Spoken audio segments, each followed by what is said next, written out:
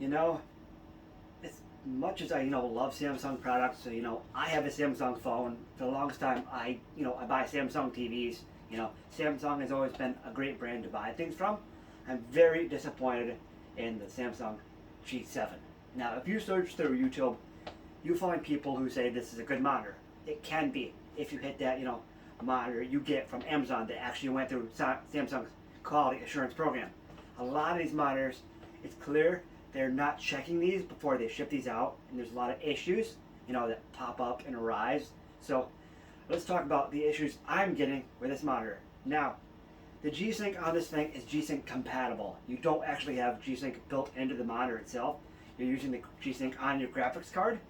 So it's clearly obvious that that's there. And the G-Sync is awful. It's terrible G-Sync. It just doesn't do what it's supposed to. And I realize sometimes G-Sync can be that way, but for what you paid for this monitor, the G-Sync should be built into the monitor, hardware based. Instead of the hardware on your computer, it should be built into here, you know. Instead they do stupid, like stuff on the back like an LED, which is just unneeded. It's nice that it's there, but instead of doing that, they should put more money into checking these monitors and making sure they're going through quality assurance, because they clearly aren't. If you go through Google, go through Reddit, anywhere, you will find nothing but problems with these monitors. And that's what majority of YouTubers aren't going talking about. They just send, oh, here's my link, buy this monitor so I can get commission. No, I'm not. I'm here to tell you the problems with this piece of junk. So hear me out. It can be a good monitor. Yes, the Samsung G7 can be a good monitor. And why? This curved screen is literally, the seller. Plus it's QLED, so you are going to get a very good picture quality. But there's a big problem with this monitor that seems to be just everywhere. A lot of people are getting these monitors and they're getting scan lines. Now, that's just one problem that I'm aware of. There's probably lots of other problems, but the big one here that's going to make me send this back to Amazon by the end of the month is the scan lines. Now, let's say you're watching a YouTube video. Now, sometimes these scan lines won't show up, sometimes they will, but when they do, they are really annoying and they drive me nuts. So what scan lines are there's horizontal lines, you'll see through content. They won't show a lot of times they won't show through the entire screen. They'll just show in spots, you'll look at them and think, oh, it's part of the video, but it's not. If you're seeing horizontal lines up and down, not horizontal lines, so left and left to right. If you're seeing them, you need to check. What you can do is there's a few resources you can go to. Like if you go to Firefox or Chrome and you go to a picture or something, and then you zoom in a little bit, and if you see lines going left to right on that, that means you have the scan lines issue. You can also check it by I noticed them in the icons on my desktop, especially the Firefox and Chrome icons. You'll see the lines going left to right on those icons. On the icons I can deal with it. I just can't deal with it, in games like The Witcher 3. It was showing up. It was also showing up in Life is Strange, True Colors. So yeah, scan lines. It just comes down to the fact that Samsung is not putting these monitors through quality assurance. These are not going through QA like they should be. And just searching through the internet, it's clear that Samsung, is just popping out these monitors. Apparently they did do a firmware fix for some of them, but even the firmware doesn't fix it. And the majority of the problems, I believe, are because they just wanted to pack, all these features into this monitor, to make it the best gaming monitor.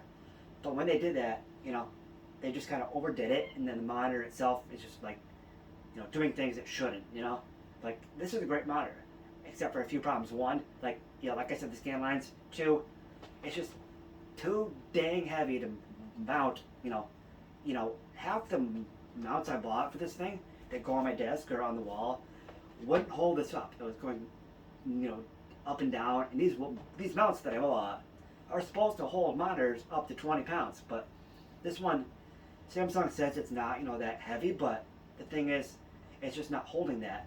And what I think the problem here is on the back of here. I can turn it around a little bit. Here, I'll turn this around so you guys can see it. On the back here, You see this ring here? This is an LED in here. You could change this to colors and all that. And what the issue here is, this just adds a lot of weight in the back here. You can kind of feel it if you could have this monitor. You can feel like, this bulge in the back and all that. It's just like, it adds too much weight to the monitor, making, lots of issues when you're trying to mount it. And then they give you this extra mounting bracket, which, adds more weight to it.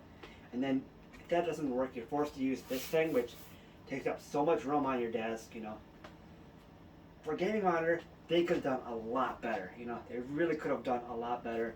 But yeah, like I said, this monitor has a lot of issues. But, you really get past the scan lines and stuff, I guess. But the thing is, when you spend this much on a monitor, I expect it to perform the way they tell you it's going to.